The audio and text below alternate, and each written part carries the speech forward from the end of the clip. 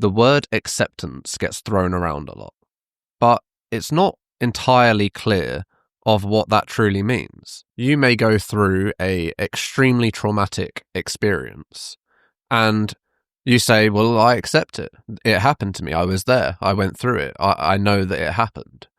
And we can feel like that is the extent of acceptance, but it's not. And yet many people feel like because they can acknowledge that something happens, that they have accepted it. Yet they still carry emotional triggers.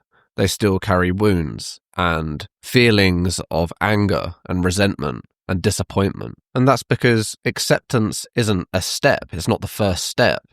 It is an ongoing process, a way of integrating what happened and the truth and your feelings all into your identity and who you are. And that might not make much sense as to how that integrates into your identity, but people identify with their experiences and with their feelings. For instance, if somebody came up to you and was explaining that they were angry, you would then go through your own process of them recalling their events and decide whether that would make you angry.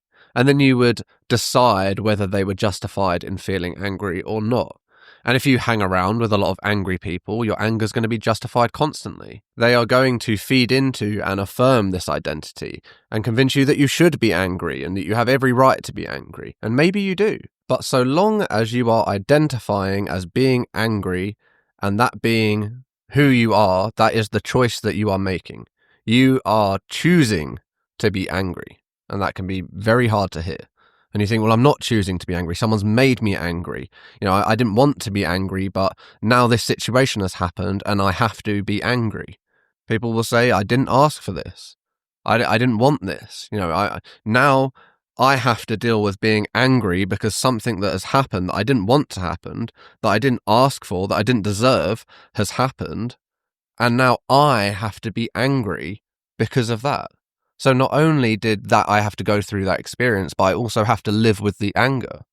And that's because when you choose to identify as being angry, you are hurting yourself. Your anger isn't hurting them. And even if you try and take revenge, you're only going to hurt yourself further in the process because that person or that event has now changed you. It's made you become something that you didn't want to become because you're angry. And you may feel incredibly justified to make that decision. You may have all the reason in the world, but it's still a choice, a very difficult one, a very, very difficult one. But it is a choice. And the problem with making that choice is that it's consuming and you begin to burn the world around you. You know, I'm talking like scorched earth kind of anger. You are just, you don't care about what you care about. You don't have values anymore. You become the anger. You don't become who you were. You become a manifestation of anger. And all it wants to do is just consume everything in its path. And if you are saying that you are done with acceptance, you know, you have fully accepted it, then you won't be angry about it. There won't be the anger there. In fact, there may even be love. There may even be care. There may even be compassion. And you may think that it was never possible to even get to that level. Like they are so reprehensible, so terrible, so evil, so this, so that, so far on the other end that you could never extend that kind of compassion to them. But if you can truly forgive them and allow yourself to move on, allow yourself to truly accept it, allow yourself to be free from the burden of resentment. You know, if you're angry at a person and you get to the point where you can say, you know what, I forgive you. I genuinely forgive you. I want the best for you. I don't want you to suffer. What you did was absolutely terrible and I will never forget it. But my contract with you is done. I have no hatred for you. I'm not angry at you. I don't want to hurt you. I don't want you to experience the suffering that I went through. I just want to live my life and move on. You don't have to say that to them. That's just something that you can say in yourself. That is truly the place that you're at, not in an artificial way. You know, you can't rush it. You can't force yourself to feel like that. You have to get there with time because otherwise you hold on to it. And when you hold on to it, it just eats away at you slowly, slowly. And it affects everything that you do. Real anger, true anger, it touches everything. Your relationships, your work, your family, your interactions with people, everything. It contaminates it, sometimes to such an extent that they get lost in their anger. They don't feel angry anymore. They have just become a manifestation of anger. They're almost numb to their own constant feeling of anger. So they say, oh, I'm not angry. But in all of their actions, in all of their reactions to things, they're angry. They don't identify as being angry, but it's because it's consumed them. So they don't see it as anger. But in every interaction, they're volatile or they're resentful, they're holding on to things, and they appear to be okay on the surface, but if you start poking and prodding, it all starts coming out, and it comes out in this violent explosion because they've had all of these angry thoughts and feelings and they've barricaded it behind a door. But it doesn't stay there. It seeps out through the cracks and it starts affecting you. And the longer you hold on to it, the worse it gets. And some people hold on to it their entire lives. And, at the end, I feel like they must think, I've spent my whole life being angry. And, that thing that was angry took my whole life away. And, okay, like, it was terrible, but I let it. I let that rob me of my entire life. I didn't have to be angry forever. I could have chosen to accept it and move on, which is incredibly rough realization to come to. But it's certainly one that I believe a lot of people come to at the end of their life, because they realize that at the end of the day, life is short and you only have a limited amount of time. And if you're choosing to be angry and you feel justified in that anger, then fair enough, you do that. But you are spending precious time on being angry. You're investing into it. And maybe you need to. Maybe that's what you need in order to process that anger. You have to go through it a little bit. But to invest months, years of your life, to invest all of your life into your anger, then you can begin to see that you were never really processing it. You just allowed yourself to become consumed by this thing. And you don't have to be. A lot of people feel like they're angry and they don't know how to stop.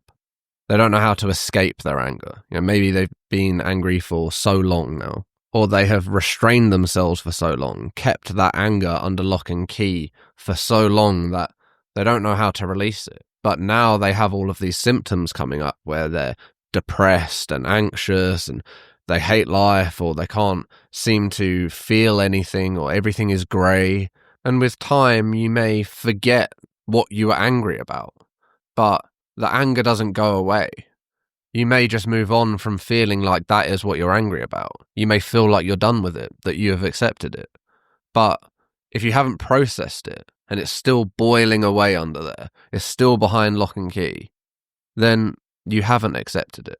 You haven't integrated it with who you are. You haven't fully grown from it and processed it in a way that has allowed you to understand exactly what you were meant to learn from that experience. Because I tell you, everyone I know that's come out of the other side of something very traumatic, or, a collective of very traumatic experiences, people who have really done the work and integrated their experiences and learned from them and grown from them, and who are at peace with their life, they have all got this understanding that what they went through carried them and made them into the person they are today.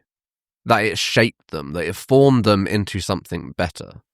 And that is the very hard part of all of this, is that when you go through something extremely traumatic, it locks you in that place.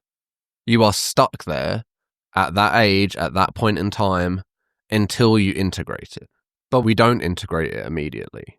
And then more and more things happen. Maybe it happened when you were a child, and then you've grown up and lots more things have happened since then. And then you try and work it all out as to how you got to where you are today, why you are the way you are, why you feel like you feel.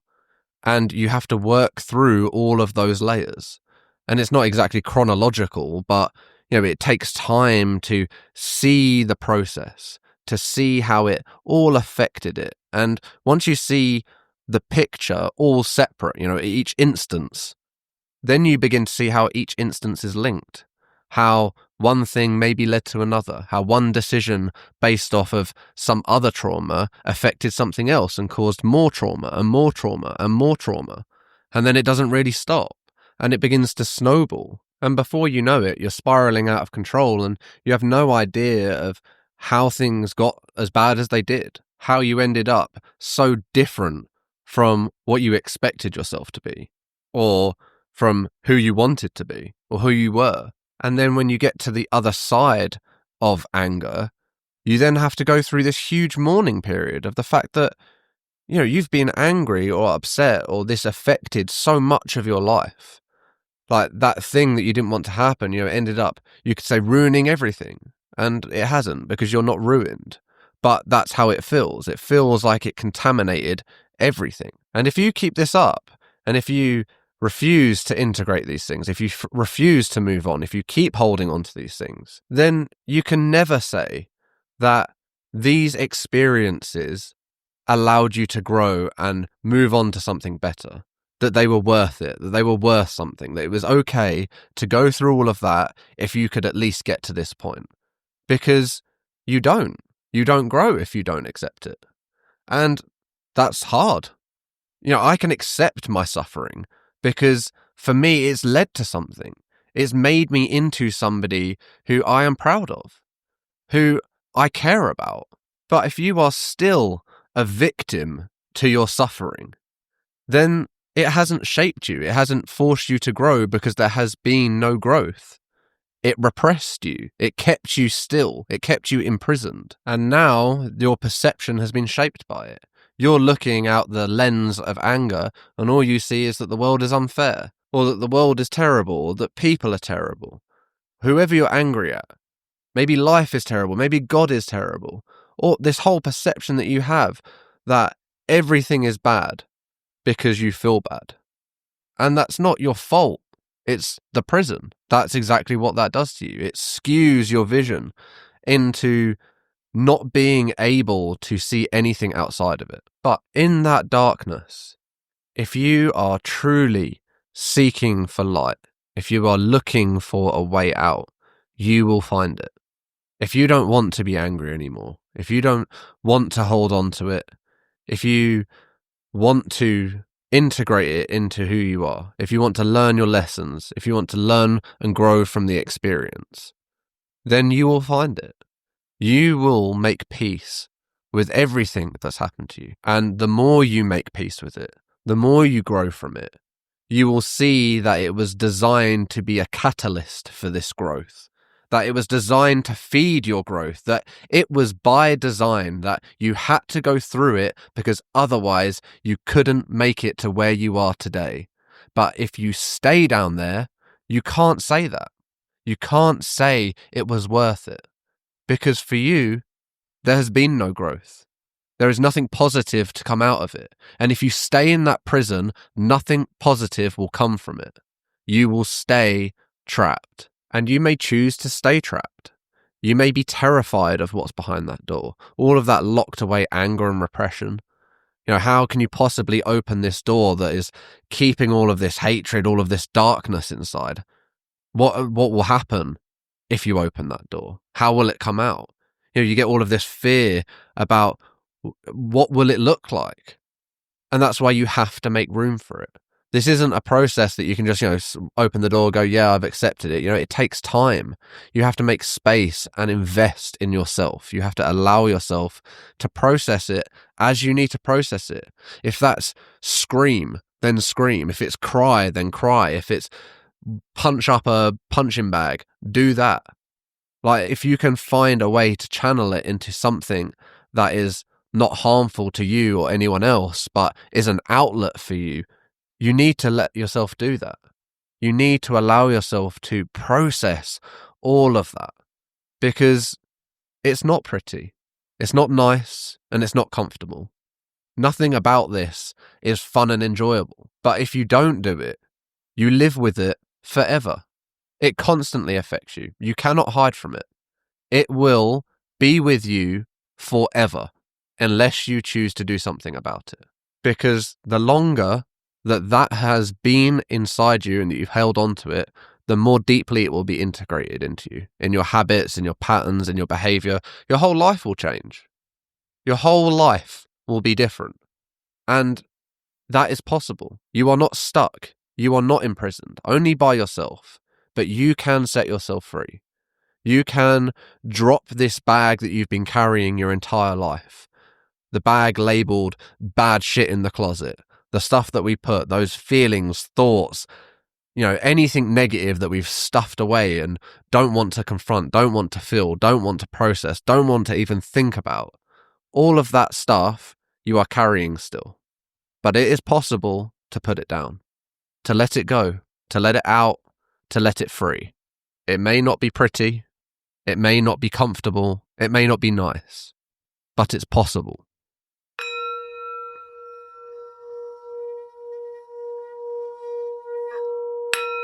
Thank you for listening.